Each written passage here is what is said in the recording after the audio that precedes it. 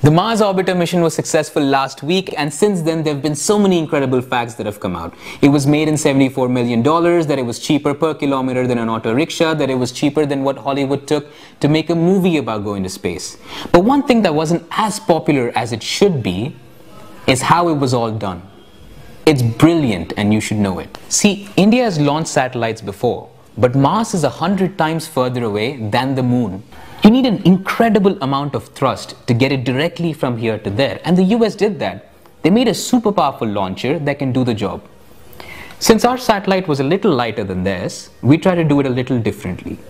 We thought instead of making a new powerful launcher, we have an old launcher that is not that powerful, but what can we use along with it that is available for cheap that can get us all the way there?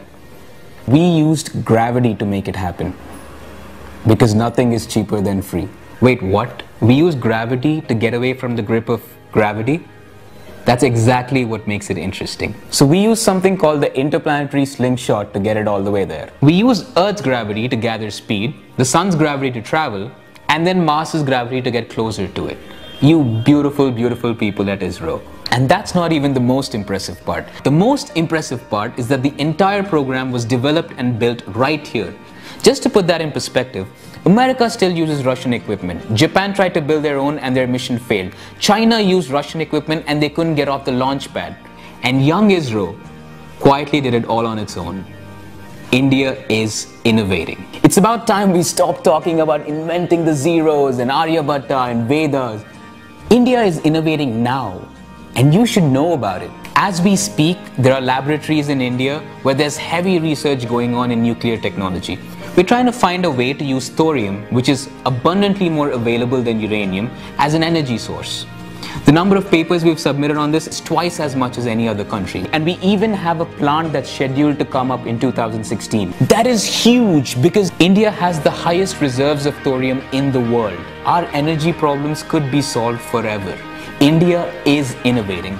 They say Indians are only good at managerial jobs and dog work. So these two guys went to find out if that was true.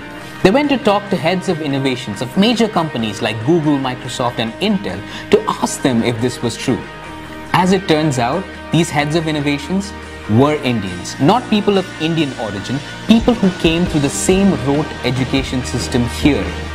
India is innovating. 750 multinational companies have set up their research and development offices in India. Research and development, the core of their innovation, not call centers, not data feeding, research and development. IBM has 70,000 Americans and 150,000 Indians. The number of usable patents India puts out is as much as any other country. Flights can land in zero visibility and fly without collision because of Indian patents. India is innovating. There is so much innovation happening and it's just the beginning. We can do so much more. We need to stop being engineering graduates and be engineers. Engineer something. We need to stop being drafting experts and be designers. Make something. We need to stop making the aim of our lives to settle down and look to steer something up. See, when you say India is not innovating, we're not talking about the soil, the land, or the territory. India in that sentence is the people. That's you and me. So we're taking the first step. We're building a platform for innovators. We've made a page called The Makers of Things, where on a regular basis, we're looking to find and feature innovators throughout India. If you are someone who's made something interesting or know someone who's made something interesting, big, small, silly, anything, let us know so we can feature it. Right now, make sure you go to that page and make sure you make it show in your news feeds. So when people do come to talk about their innovations, let's make sure they have an audience.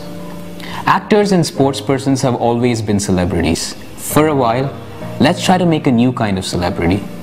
The inventors, the dreamers, the makers of things that keep us evolving.